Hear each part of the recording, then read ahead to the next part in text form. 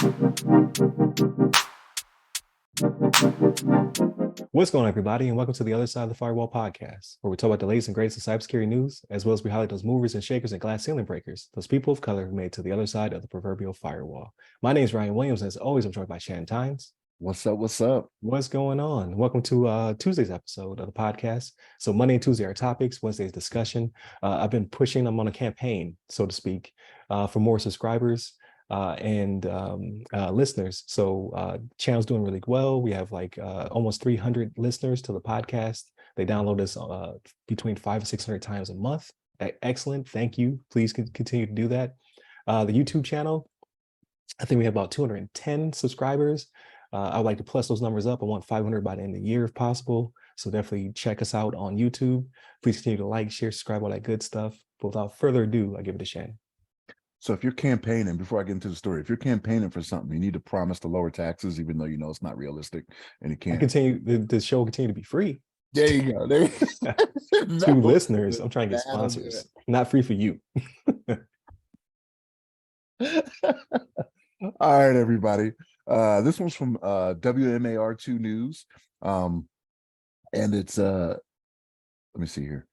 Yep, WMAR2 News. I'm sorry. Johns Hopkins sued over May cybersecurity attack, right? So I think we even touched on this. If we didn't touch on it, I remember seeing the story. I can't remember. So Johns Hopkins, I know because my stepmother actually went there. So like when stuff pops up with that, I kind of pay attention to it.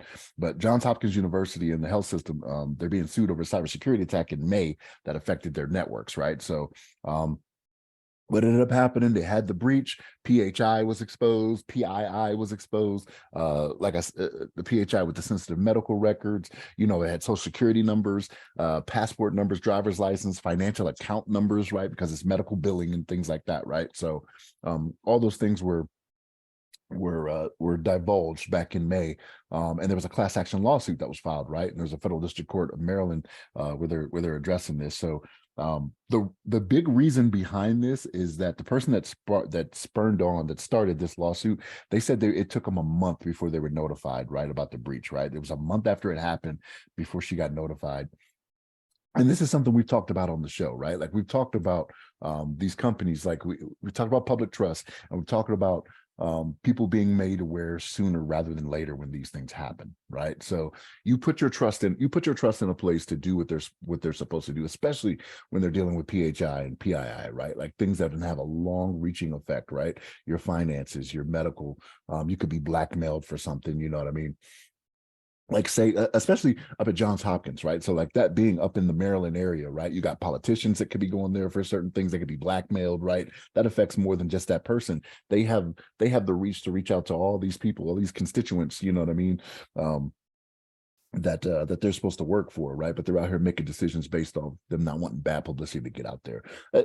Not saying that that's the case, right? But it's just one of the many things that can happen with this information getting out there. But the woman starting this class action lawsuit, again, she wasn't notified for a month, right? And she's saying, according to her, she's accusing them of intentionally, willfully, recklessly, or negligently failing to take and implement adequate and reasonable measures to ensure that plaintiffs and class members' information was safeguarded. So again, we want to make the assumption that that everybody is doing what they need to when it comes to protecting our information when we use their service, but that's not always the case, right? So them suing for this, I can understand why, right? Like, because everything that happens when it comes to, not everything, when it comes to these breaches, right? What ends up happening? We ended up getting the LifeLock or whatever it's called, right? That's what they always want to offer you. LifeLock, make sure nobody's using Social Security, blah, blah, blah. You're like, I already got that. Like, how are you making me whole again if for whatever reason my financial stuff gets out there, right? Like, it could have already happened, especially if you weren't notified for a month. Like there could have been things happening in the background already that you could not have been paying close enough attention to, or things of that nature, right? Somebody could have been pulling like $10 a week or something, you know what I mean, just to test to make sure, you know, they had an active account, and then all of a sudden, boom, they hit you for a couple of G's, you know what I mean? You know, like it's we gotta, I realize that we have to hold these companies accountable, but some of the stories we've gone into with this in the past as well, right? We want I want the government to step in a little bit, right? So we talked last week about the critical infrastructure aspect, right? Like government stepping in for critical infrastructure. This should probably be something that's included along those lines as well, right? Like you leave it to these private companies or hospitals or organizations to take care of these important things, and this is what happens, right? Because now who knows how long this court case is going to take, right? Like it's not like these are always fast when they do happen, but who knows how long it's going to take. And Johns Hopkins, to their credit, they're like, hey, we took immediate steps to take care of this, right? So if that was the case, then why is this woman saying she didn't get notified for a month, right? They're saying they're making available resources and tools to protect against possible identity theft or fraud, right? LifeLock, we're pretty sure that's what that is, right?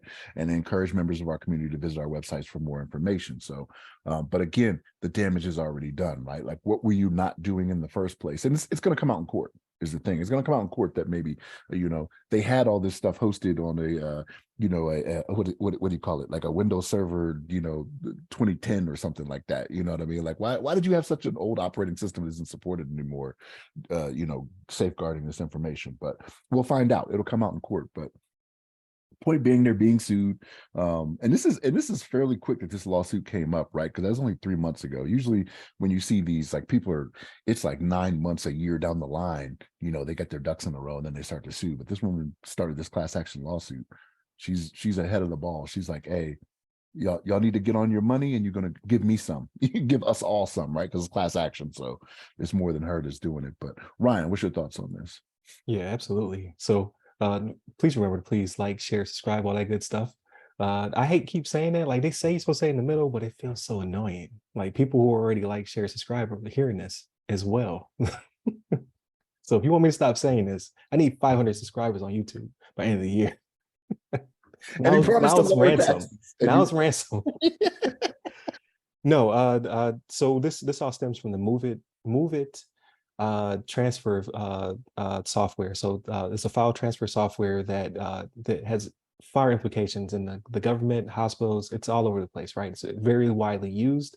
We talked about it a few weeks ago, how there were some issues with it, and there was a breach in the federal government. And now you're starting to see the fallout from these private institutions as well. So I'm trying to use my words very clearly, because I've been watching the show with subtitles, and I noticed that they don't like me very well. So I'm trying to make sure I'm clear. So that's why I'm using I want to make sure it doesn't transcribe improperly. But with that being said, I think this will set up a precedent.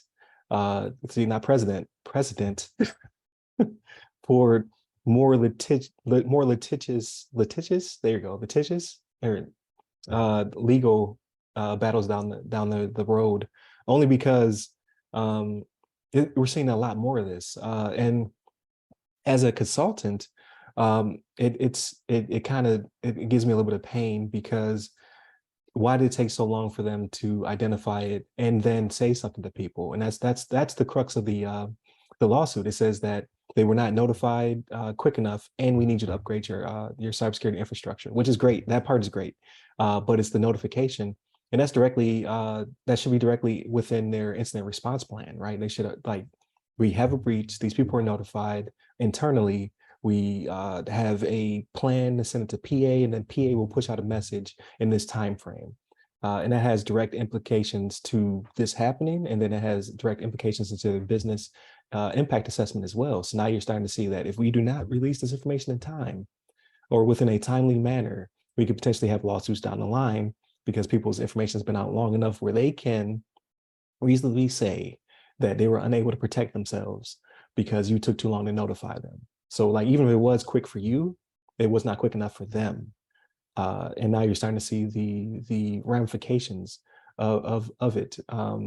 So and on top of it, not only is it all of, so it's the incident response plan, it's the BIA, but what about your disaster recovery plan? What does that look like, right? So it's a combination of several different things. And I'm sure John Hopkins, being as big as it is, they have a CISO who has an office, right? There's probably an office of people who work for that CISO and things of that nature. But as you can see, the documentation may not be up to snuff. So it may be, and I might be talking on my butt, right? I don't know. But for them to be able to even have any weight in court in this instance, they have to show doubt that, hey, they're not where they need to be. Their policies and procedures are not up to snuff. And because they are so high profile, like you said, it can impact congressmen and women. It can impact, the hundreds of thousands of people who have not necessarily being serviced directly by John Hopkins, but they have, I want to say tendrils, or they have side channels. They have a lot of impact in the medical field in general, right? So they're too big to be acting like this. You know what I mean? Like, I think that's the problem, and that's what's going to have them in hot water. So so like you were mentioning, even if their IRP, like if their incident response plan was good and they did what they were supposed to, why did it take a month? Like if they have Right, days, there's a piece missing there. Like, what is that component? Like, is it that they just don't have it built out properly, or is it that their response timing is just too long? It's too long of a tail. So now you need to shorten it up by significantly to notify people so they can freeze their credit, or they can change their passwords, or what have you. Because I don't know if, like you said, like potentially they could have their information stolen. People can start, charging their accounts, things of the nature, because they have another piece.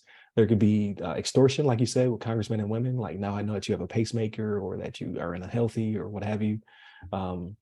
But then on top of it, it's people just opening credit in your name, right? So now somebody bought a boat. You have no idea until it's time for you to try to buy a house. And they're like, well, you already have $40,000 in unpaid debt for this mini yacht that you bought, right? So there's implications there that people needed time to protect themselves. You did not afford them that time.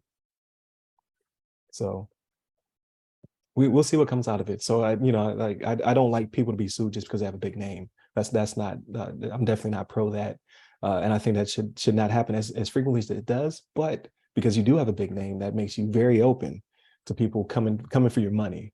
And now it's going to come down to your policy procedure. So I know their team is scrambling to show, like, hey, we recently revised this plan. This is our timelines, and these are reasonable, and yada yada yada. Here's the email train, because nobody wants to get in trouble, right? So you have to provide all the evidence, like, hey, we saw this breach at this time, we reported at this time, we notified, hires at this time, hires notified public affairs at this time, or whatever it's called on the civilian side. Like, I get terms crazy, but whatever that arm that notifies the public, we notify them at this time. Why did it take so long? Like, that's going to keep coming up. So I kind of feel bad for people, because I've had to run those drills in the military where it's just like, it's not my fault. Here's the chain of incidents that happen. And we're not even being sued for money, right? This is just somebody with enough stars on their chest is upset. So now we have to prove all this information. I can only imagine what it's like when money is involved. So that's unfortunate. But again, this is like, they're going to be an example that is going to be taken to other big corporations and companies and things of that nature to fix their policies and programs. And that trickles down to the little people to also fix theirs. So there will be some good out of it, but I feel bad for the people who are in the direct impact. They're on the X when this happens. But we'll see. We'll keep you posted. Like, so this is not the first MoveIt byproduct that we've talked about, right? Like, I think this will continue to happen, because we've already talked about it in the federal government. Now we're seeing it in the private business as well, which I believe they're private. I haven't looked them up, but they're not federal government to my knowledge. So, but definitely continue to tune in. Again, please like, share, subscribe. We're doing really good on numbers. I like to increase those as well. Look for our Ask Us SPs. We've got another one dropping on the 30th, and then another one on August 6th. So definitely check those out. Hit us up by all the websites that go by our name. You get me up personally, I'm at RY Security Guy. That's RY Security Guy. I'm on LinkedIn, Clubhouse, Twitter, and Threads. Stay safe, stay secure.